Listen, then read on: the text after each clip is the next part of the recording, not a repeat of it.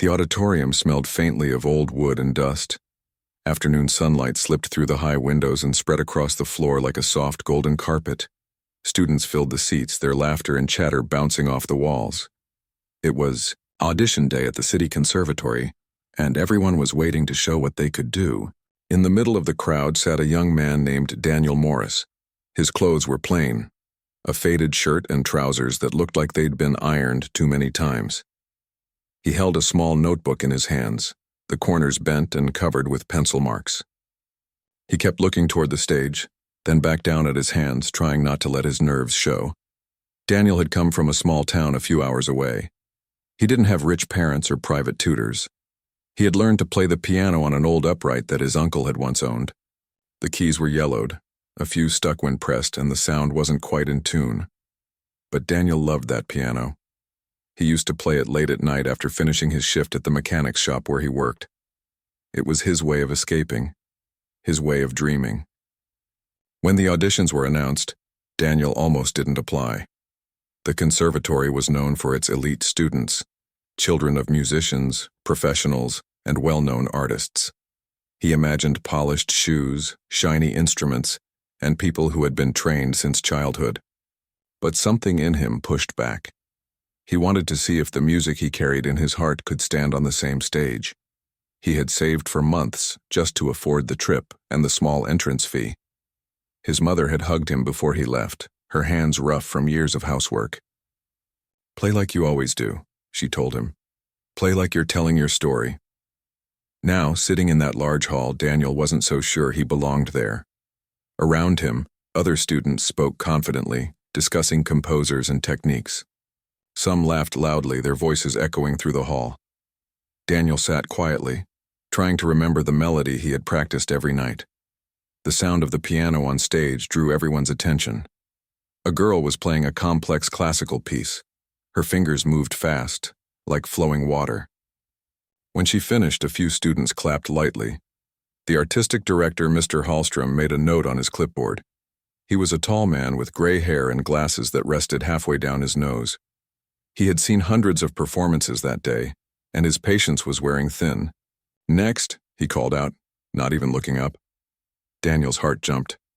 That was his name. He stood slowly, holding his small notebook close, and made his way toward the stage. His shoes squeaked slightly against the wooden floor. He could feel the eyes following him, curious, skeptical, maybe even amused. When he reached the piano, he paused. It was a grand instrument polished so perfectly that he could see his reflection in the black surface. For a moment, he felt like an intruder, someone who didn't belong in a place like this. But then he remembered his mother's voice and he took a slow breath. He adjusted the bench and sat down. The piano felt cold under his fingers. Somewhere in the audience, a whisper broke out, followed by a small laugh. He didn't look up, but he heard it clearly. A couple of students near the front row exchanged smirks. Mr. Hallstrom raised his head finally, glancing at the young man who looked a bit out of place.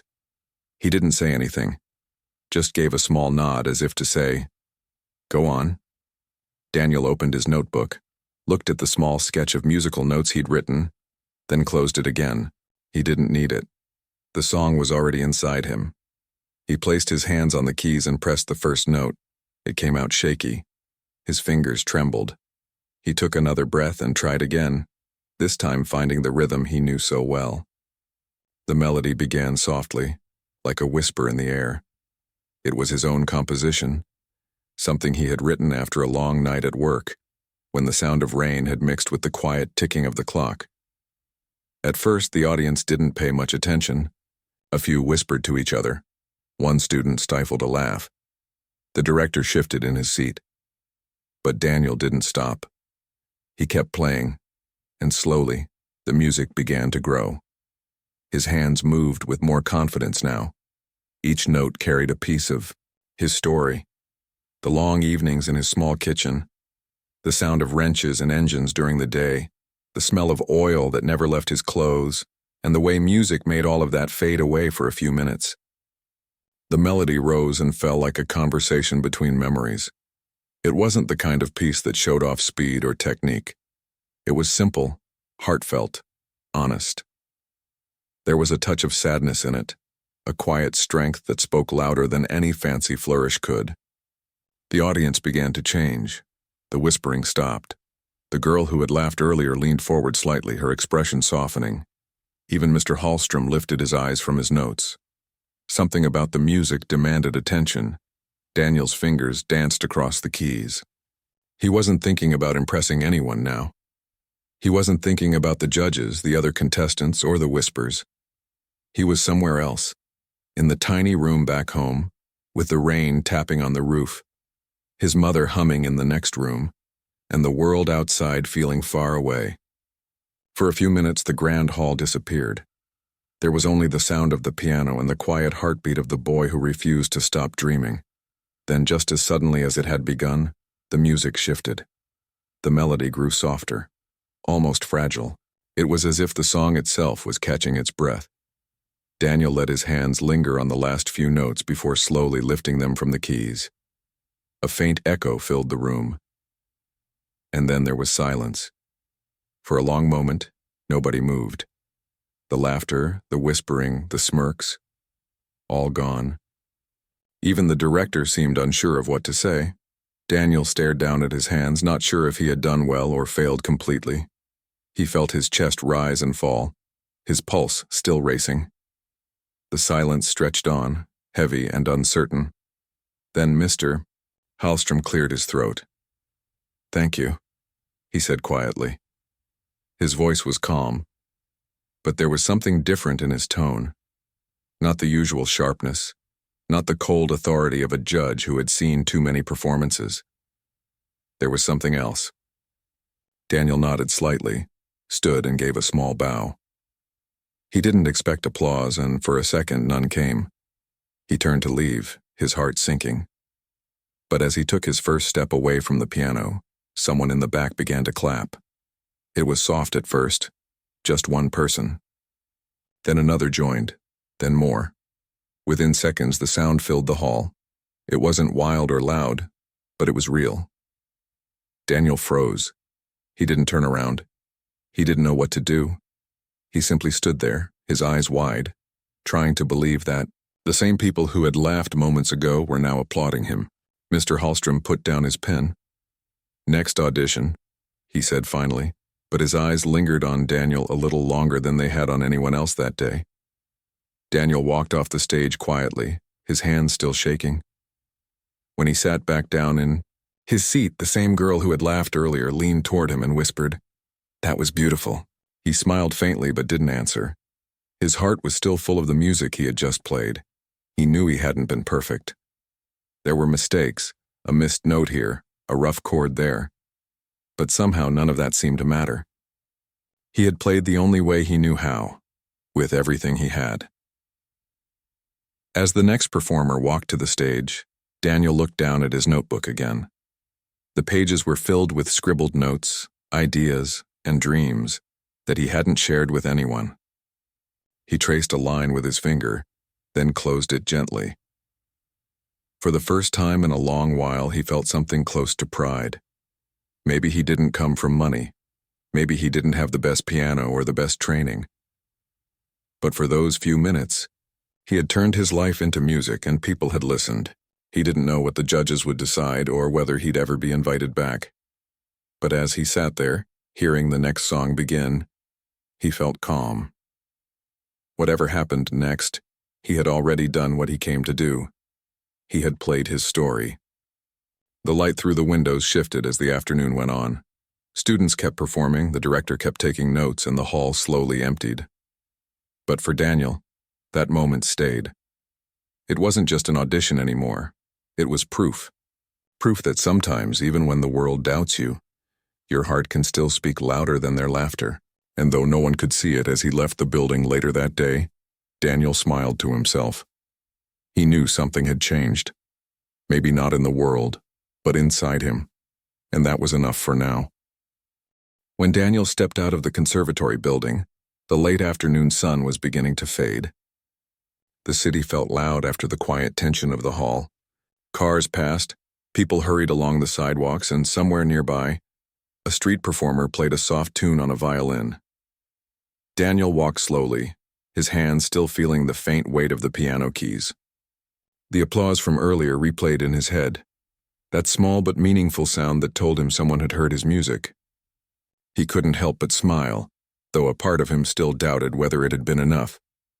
He stopped by a small cafe near the station.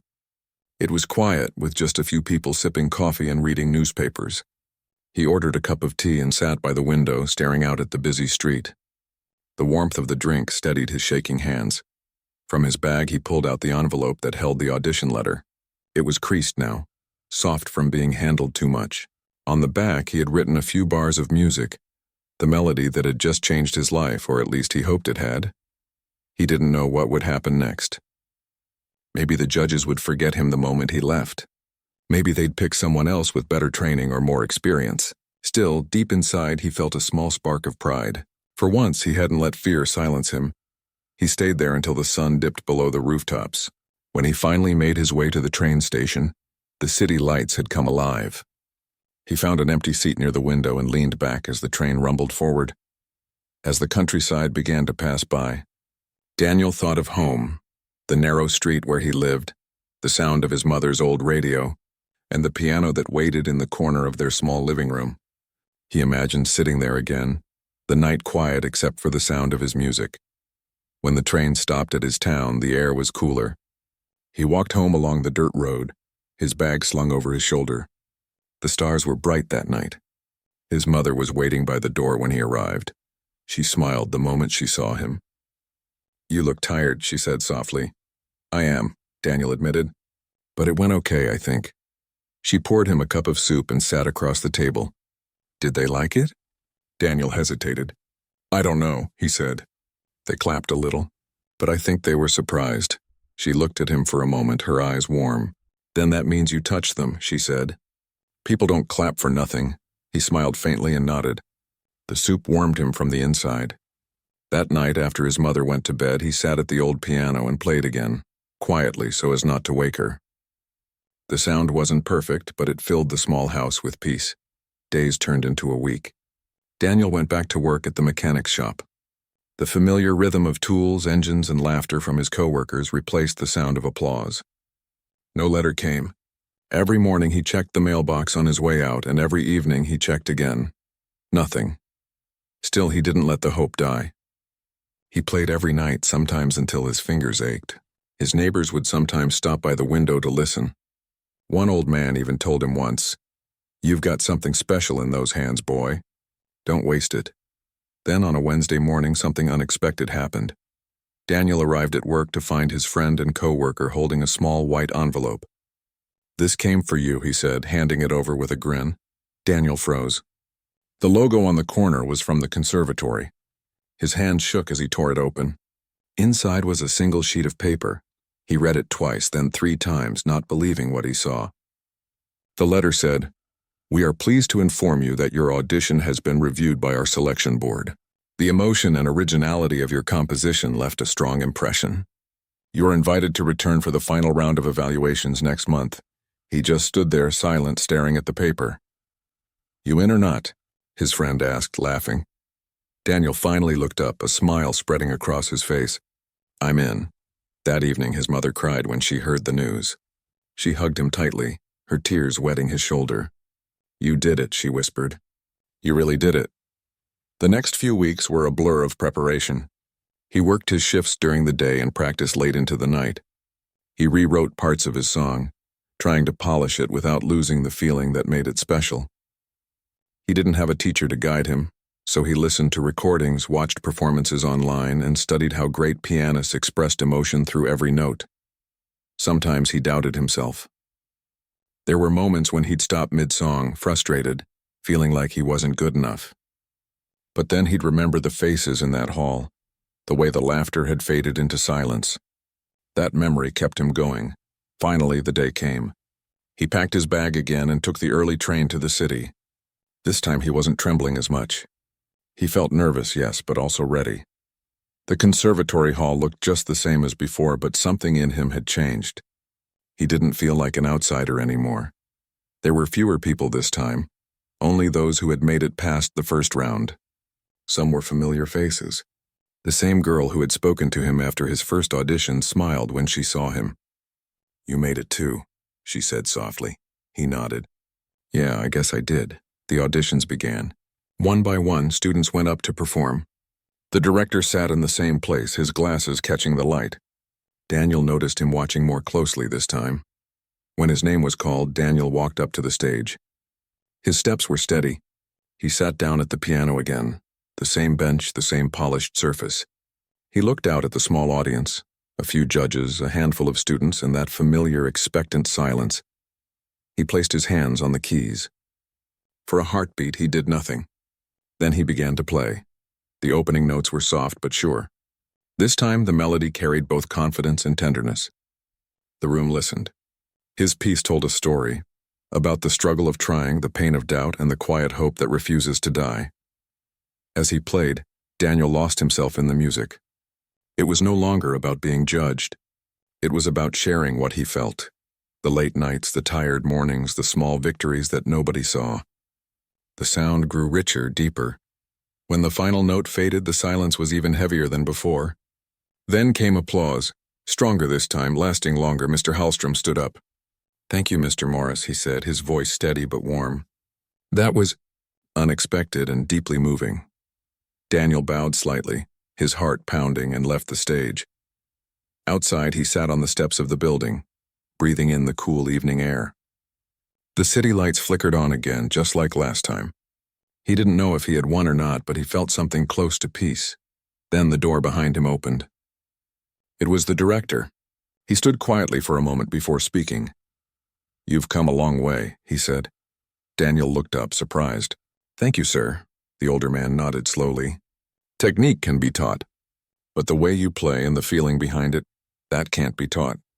Don't lose that." Daniel didn't know what to say. The director gave him a small nod and walked away, leaving him sitting there under the soft glow of the streetlight. That night, Daniel took the last train home again. He stared out the window, his reflection faint against the darkness outside. This time he didn't worry about what would happen next. Whatever came, he had done his best. When he reached home, his mother was waiting by the window again. She didn't ask for details. She could see everything in his eyes. She simply smiled and said, "You played your truth again, didn't you?" He nodded. "Yes, I did." She walked over, placed her hand on his shoulder, and said quietly, "Then you've already won." Daniel smiled. He didn't know whether the conservatory would choose him or not. But deep down he knew something far more important, that he had found his voice. And no matter what came next, he wasn't going to stop playing. The days after the second audition felt like a slow dream. Daniel went back to his small routines, work at the mechanic shop, evenings with his mother, nights spent at the piano. But something felt different now. The house seemed brighter, his music seemed fuller, and even the air carried a quiet hope. He didn't tell many people about the second audition. Most of his co-workers only knew he played the piano a little.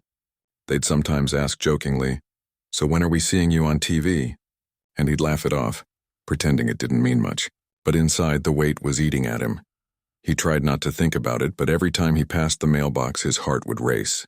He had left a part of himself on that stage, and now everything depended on whether someone in that big city thought he was good enough. 2 weeks passed, then 3. Still nothing. He told himself to move on, to stop checking for letters, but hope is a strange thing, it never really listens. One evening, while Daniel was fixing an old car at the shop, his friend called out from the front office. "Hey, there's something here for you." Daniel's heart jumped. He wiped his hands quickly on a rag and walked over. His friend handed him an envelope, white, simple, with the conservatory's name printed neatly in the corner. His hands trembled a little as he opened it. Inside, a letter, short, formal, but clear. "Congratulations. You have been selected to receive a full scholarship to the Conservatory of Music for the upcoming term." Daniel stared at the words, not breathing. It felt unreal. "Good news?" his friend asked, grinning. Daniel looked up, his voice barely steady. "I got in." That night, when he told his mother, she cried again, happy tears that came easily now. She hugged him tightly, whispering, "I knew they'd see what I see." For a long time, Daniel just sat beside her, holding her hand. Neither of them spoke much after that. The quiet was enough. The next few weeks passed quickly. Daniel gave notice at work, packed his few belongings, and tried to prepare himself for a life that suddenly felt too big for him. He had never lived away from home before. The idea of moving to the city was exciting and frightening at the same time. On his last night in the small town, he sat by the piano one more time. The wood was scratched, the keys uneven, but it had been his teacher, his friend, his escape. He played the same melody he had performed at the audition, soft, slow, full of memory. When he finished, he closed the lid gently and whispered, "Thank you." The next morning, his mother came with him to the train station. She fussed over his bag, making sure he had packed everything even though she'd already checked twice. As the train approached, she smiled through her tears. "You'll do great," she said. "Just stay true to yourself. Don't forget where you started." "I won't," Daniel promised. When the train pulled away, he watched her grow smaller through the window until she disappeared from sight. The city greeted him with noise, tall buildings, and 1,000 new faces. The conservatory provided a small dorm room for him, plain but clean and quiet. He met a few of the other scholarship students that first evening. They came from different places, some from big cities, others from small towns like his own. Everyone seemed talented and confident. Daniel felt out of place at first. During the first few classes, he realized just how much he didn't know. The others spoke in musical terms he barely understood. Their technique was sharp, their posture perfect. He had heart and passion, yes, but he lacked training. There were times he sat in his room late at night staring at his hands, wondering if he'd made a mistake. But then he'd remind himself why he came. Not to be perfect, but to learn, to grow, to share his story through music. One of his teachers, an older woman named Mrs. Lind, noticed his struggle. After one class, she called him aside. "You play with feeling," she said. "That's something you can't teach. Technique will come. Don't lose what you already have." Her words stayed with him. Every morning after that, he practiced before breakfast, sometimes until his fingers ached. Slowly, he began to find balance between emotion and discipline. Months passed. The conservatory started to feel like a second home. The sound of pianos echoed through the halls day and night. Students practiced in every corner, each chasing their own dreams. Then one day, an announcement came. A mid-year showcase concert where selected students could perform their original compositions in front of visiting directors and sponsors. Daniel's classmates buzzed with excitement. It was a big deal. Performing there could open doors for real opportunities. Daniel wasn't sure he should even try, but Mrs. Lind encouraged him. "You have something to say through your music," she told him. "Let people hear it." So he began working on a new piece. This time he wanted it to tell a story, not just his own, but the story of anyone who had ever been underestimated, anyone who had been laughed at before they were heard. He spent weeks writing, changing, and refining the composition. Some nights he'd fall asleep at the piano, his hands still resting on the keys. Other students passed by his room and smiled. They had grown to respect his dedication, even if he wasn't the most polished player among them. When the night of the showcase arrived, the auditorium was packed. The air hummed with nervous energy. Students whispered, tuned instruments, adjusted sheet music. Daniel sat quietly backstage, his notebook on his lap. The sound of applause came and went as each performer took their turn. He listened carefully. The pieces were beautiful, technical, precise, but none of them sounded like him, and that gave him a strange kind of courage. When his name was finally called, Daniel walked to the stage. The lights were bright, and for a moment the crowd looked like a blur of faces. He took a deep breath, sat down, and placed his hands on the keys. He began to play. The first notes were soft, simple, almost like a whisper. Then came the melody, gentle, steady, filled with emotion. It was a piece about struggle and hope, about finding light after darkness. People listened. The hall grew still. Even the director, who had heard hundreds of students play before, leaned forward slightly. Daniel's music rose and fell like waves, calm, then powerful, then tender again. It wasn't perfect. There were small mistakes, tiny hesitations. But none of it mattered. What came through was real. When he reached the final notes, Daniel let them fade naturally, like the end of a long breath. Then came silence, deep and complete. And then applause. Not the polite kind that fills a gap between performances, but the kind that comes from hearts moved by something genuine. People stood, clapping, cheering. Daniel looked up, dazed, unsure what to do. Mrs. Lind was in the front row, tears in her eyes. When the concert ended, several teachers and guests approached him. They asked about his composition, where he'd learned to play, and what inspired him. He answered quietly, humbly, not quite believing the attention. Later that night, alone in his room, he sat by the window looking out at the city lights. His hand still tingled from the performance. For the first time since he'd arrived, he didn't feel small or out of place. He thought about his mother, about the little house with the old piano, about the laughter that once filled the hall before his first performance. He smiled. The world, he realized, could be unkind, but it could also change, if you gave it something honest enough to listen to. He leaned back in his chair, closed his eyes, and whispered to himself, "I'm just getting started." Outside, the city hummed with life. Somewhere in the distance, a faint sound of music drifted through the air. Maybe another student practicing. Maybe just the echo of his own melody lingering in memory. Daniel didn't know what the future would bring. Competitions, performances, maybe failures too. But for now, he was exactly where he needed to be. He had found his place in a world that once laughed at him, and this time, the silence after his music didn't feel heavy or uncertain. It felt like peace. The morning after the showcase concert felt unreal. Daniel woke up early, sunlight spilling across the floor of his small dorm room. His hand still tingled faintly, as if the music from the night before had left its trace in his skin. He sat up slowly, half expecting to realize it had all been a dream. But then he saw the small bouquet of flowers on his desk, left by one of his classmates after the performance, and he knew it was real. He smiled to himself. It wasn't pride that filled him exactly. It was something softer, a quiet sense of peace that came from knowing he had finally been heard. When he walked into the main hall later that day, people greeted him differently. Some smiled, others nodded in respect. A few stopped to tell him how much they loved his piece. These were the same people who, months ago, might not have even noticed him. He thanked them politely, still shy and unsure how to handle attention. He wasn't used to being the center of anything.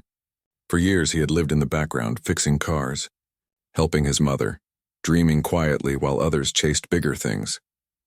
Now, suddenly, the dream was chasing him. Later that afternoon, Mrs. Lind called him to her office. She was sitting by the piano when he entered, reading through a folder of papers. She looked up with a smile. "You did very well last night," she said. "Thank you," Daniel replied, his voice modest. "You have a gift," she continued, "and more importantly, you have something to say through your music. That's what separates a pianist from an artist." Daniel didn't know how to respond. Compliments still made him uncomfortable. He looked down, fiddling with the edge of his sleeve. Mrs. Lind closed the folder and stood. "There's a visiting director from an international program," she said. "He attended the concert last night. He was very moved by your performance. He's asked to meet you tomorrow." Daniel blinked. "Meet me?" She nodded. "He's looking for new talent for a special performance series. It's an incredible opportunity. Don't be nervous and just be yourself." That night, Daniel barely slept. He sat by the window, watching the lights of the city below. He thought about all the times he had doubted himself, all the laughter he had endured, all the nights he'd practiced alone in that small house. He whispered quietly, "I'm ready." The next day, he met the visiting director in one of the conservatory's rehearsal rooms. The man was tall, polite, and spoke with an accent that hinted he'd traveled the world. He shook Daniel's hand firmly. "I was there last night," the man said. "Your music. It's rare to hear something that honest. You reminded me of why I started in this field." Daniel felt his face warm. "Thank you, sir. That means a lot," the man smiled. "I'm organizing a performance tour across the country. It's small but meaningful. We visit schools, community centers, places where music doesn't usually reach. I'd like you to be part of it." For a moment, Daniel couldn't speak. He had imagined many things, getting into the conservatory, performing once, maybe teaching someday, but never traveling and sharing his music with the world. "I'd love that," he said finally. The man handed him a card. "We'll handle the arrangements. Just keep your heart in your playing, and that's all I ask." After he left, Daniel sat alone in the room for a while, letting the moment sink in. He touched the piano keys gently, almost as if thanking them for how far they had taken him. Over the next few weeks, he prepared for the tour. There were rehearsals, meetings, and long hours spent refining his pieces. The days were busy, but Daniel didn't mind. Every note he played felt like another step forward. When the tour finally began, it felt like stepping into a new chapter of his life. The first stop was a small school in a rural town. The children there had never seen a grand piano before. As Daniel sat down to play, he saw their eyes widen with curiosity. He smiled softly and began. The music filled the small hall warm and alive. The children listened quietly, some swaying gently, others staring in awe. When he finished, the room was silent for a heartbeat. Then the children burst into applause, their faces glowing with excitement. One little boy ran up to him after and asked, "How do you make it sound like that?" Daniel laughed gently. "You just play what's in your heart," he said. The boy looked thoughtful. "Then I think my heart sounds happy." Daniel smiled. "That's a good place to start." The tour continued for months. They traveled from small towns to larger cities, performing in theaters, schools, and open-air festivals. Everywhere they went, Daniel met people who connected with his music, not because it was perfect, but because it felt real. Sometimes, after a performance, people would come up to share their own stories of struggle, of hope, of finding light in dark times. Daniel listened to each one humbled. He realized that his music wasn't just about him anymore. It had become a bridge, a way for people to feel understood. But success also brought pressure. As the tour went on, expectations grew. More people came to watch. Critics started to write about him. Some praised him, others pointed out his lack of formal polish. There were nights when he sat in his hotel room staring at the piano, wondering if he could live up to it all. But each time doubt crept in, he remembered his mother's words. "Play like you're telling your story." So he did. Every time he sat at the piano, he played with honesty. That became his promise to himself. One evening, after a particularly emotional performance, the director of the tour approached him. "You know," he said, "I've seen a lot of musicians come and go, but what you have, it's rare. You don't just play music, you become it." Daniel smiled quietly. "I just try to be honest," the man nodded. "That's what makes people listen." By the time the tour ended, Daniel had played in more than a dozen cities. His name had begun to spread in music circles. He received letters from people thanking him for his performances, telling him how his songs had touched their hearts. When he returned to the conservatory, the director himself, Mr. Hallstrom, was waiting to see him. "I've been following your progress," he said, his voice calm but approving. "You've done well. You've grown, not just as a musician, but as a person." Daniel nodded respectfully.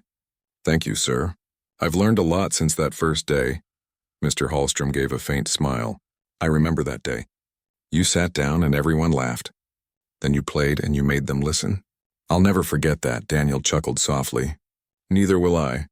The director looked at him for a long moment. "You remind me that sometimes talent doesn't always look polished in the beginning, but if it's real, it shines through." Those words stayed with Daniel long after he left the office. As time passed, he continued studying, performing, and writing music. The conservatory became more than a school. It became a second home. And though he was surrounded by gifted students, Daniel never tried to outshine anyone. He helped others, encouraged them, and reminded them that music was more about heart than perfection. One afternoon, months later, a new group of students arrived for their first auditions. Daniel happened to walk past the hall where they were gathered. He paused at the doorway and watched quietly. A nervous young boy stepped up to the piano. His hands shook. Someone in the audience chuckled softly. Daniel felt something stir inside him. He walked into the hall and stood near the back, watching closely as the boy hesitated before playing. When the first notes came out uneven and uncertain, Daniel's chest tightened with familiarity. He remembered that feeling, the fear, the judgment, the doubt. The boy stumbled over a chord, stopped, and looked ready to give up. That's when Daniel clapped, softly, but loud enough for the sound to fill the hall. Everyone turned. "Go on," Daniel said with a smile. "Don't stop. You've got this." The boy blinked in surprise, then smiled nervously and began again. This time he finished the song. When he stood up, Daniel nodded. "See, you told your story. That's what matters." The boy grinned shyly. As Daniel walked out of the hall, he realized something. The same way someone had once believed in him, he could now do the same for others. That was what music was truly for. That night, back in his dorm, Daniel sat at the piano and began writing again. This new piece wasn't just for him or for an audience. It was for everyone who had ever been laughed at before they were heard. The notes came slowly at first, then more freely, weaving together into something beautiful and alive. When he finished, he smiled. He knew there was still a long road ahead, many more songs to play, more lessons to learn, but he wasn't afraid anymore. He had found his voice, his purpose, and the quiet power of staying true to his heart, no matter who was watching. And somewhere deep inside, he knew this was only the beginning of a story that had started long ago, on the day he first sat at a piano while others laughed. Months passed, and life at the conservatory continued with its usual rhythm. Students hurried down the long hallways carrying sheets of music. The sound of piano keys and violins floated through open doors, and the smell of polished wood filled the air. But for Daniel, things felt different now. The pressure that once weighed heavily on him had softened into something more peaceful. He still worked hard, still practiced for hours, but there was a calmness in his heart that hadn't been there before. He had learned that success wasn't a single moment on stage. It was in the quiet mornings when he practiced alone. It was in helping others find their confidence. It was in every note that came from a place of truth. After the tour ended, Daniel was offered a small scholarship to continue composing original music. He spent most of his time in a quiet room at the back of the conservatory, a place with tall windows and an old piano that had a few broken keys. Most students didn't like that room, but Daniel loved it. He said the cracks in the keys reminded him that imperfection could still make beauty. Every day, he wrote a little more in soft melodies, short pieces. Fragments of thoughts turned into sound. Some were joyful, some sad, some mysterious. He didn't write for anyone else now. He just wrote because it was how he breathed. One afternoon, while he was working on a new piece, Mrs. Lind came in quietly. She stood for a while, listening to him play, then said softly, "You've grown so much." Daniel turned with a small smile. "I've had good teachers," she smiled back, walking closer. "There's a concert next month," she said. "A special one. The conservatory's anniversary. The director wants one of your original compositions to close the event." Daniel blinked. "Mine?" "Yes," she said. "He thinks it would be the perfect ending." For a moment, Daniel didn't know what to say. The idea of closing such an important concert was both exciting and terrifying. "I'll do my best," he said quietly. "I know you will," she replied with a warm smile. After she left, Daniel sat in silence for a long time. He looked at the piano, then out the window where the city shimmered in the afternoon sun. He thought about everything. His mother, his old town, the first day he sat at the piano and everyone laughed, the journey that had followed. He wanted this final piece to mean something, not just for him but for everyone who had ever been told they weren't enough. He began to play, soft at first, almost like a whisper. Then the melody grew. It was a song of struggle and courage, of pain and peace. It carried the sound of memories, laughter, silence, the hum of an old piano in a small living room, the echo of applause in a concert hall. He played for hours, lost in the sound. By nightfall, the piece was finished. He titled it "When They Finally Listened." In the days leading up to the concert, Daniel practiced every morning and evening. Some nights he stayed until the janitors came to lock the doors. He wasn't aiming for perfection. He just wanted to tell the story right. When the night of the anniversary concert arrived, the hall was filled with people.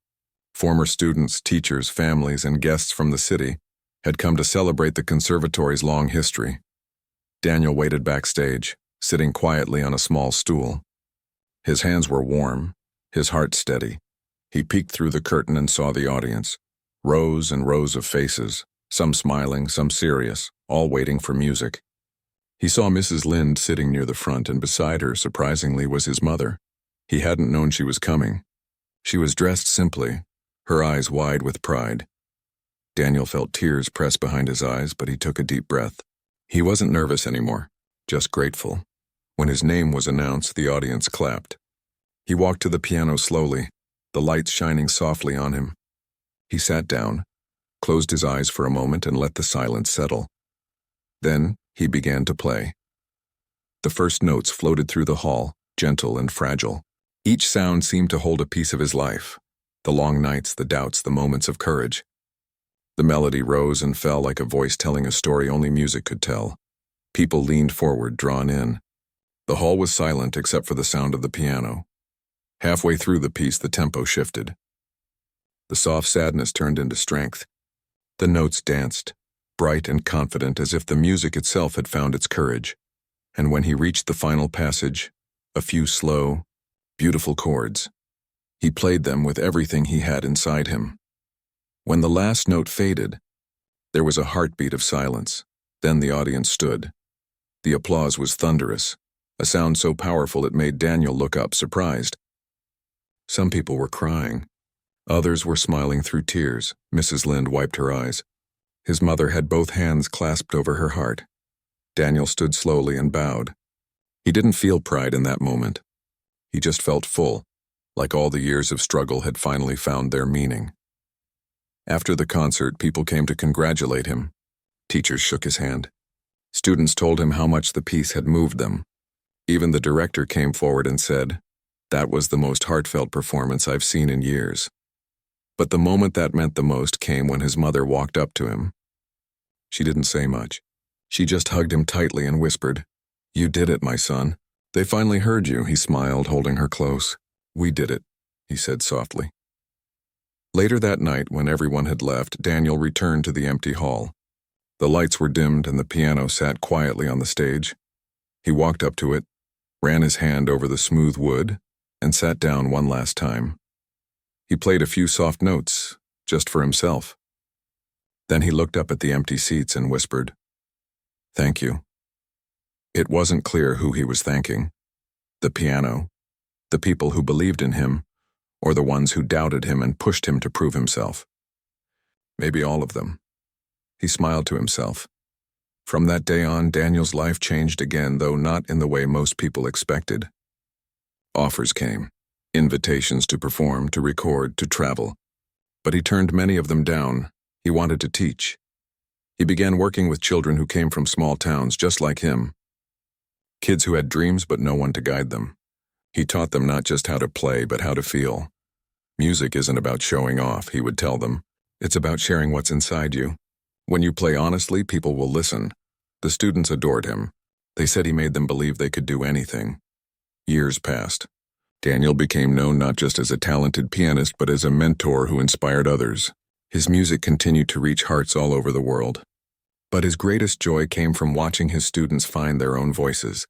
Sometimes, when he sat alone at the piano in the quiet evenings, he would think about that first day, when everyone laughed as he sat down to play. He could still hear the laughter if he thought about it hard enough. But now it didn't sting. It felt distant, like an old echo that had long since faded. He realized something important. Sometimes people laugh because they don't understand. Because they can't see what's inside you yet. But that doesn't mean you stop. It means you play anyway. And when your heart finally speaks loud enough, even the laughter will turn into silence. One evening, as the sun set behind the windows of his small music room, Daniel finished another piece. It was soft, gentle, and full of peace. He titled it simply, "Gratitude."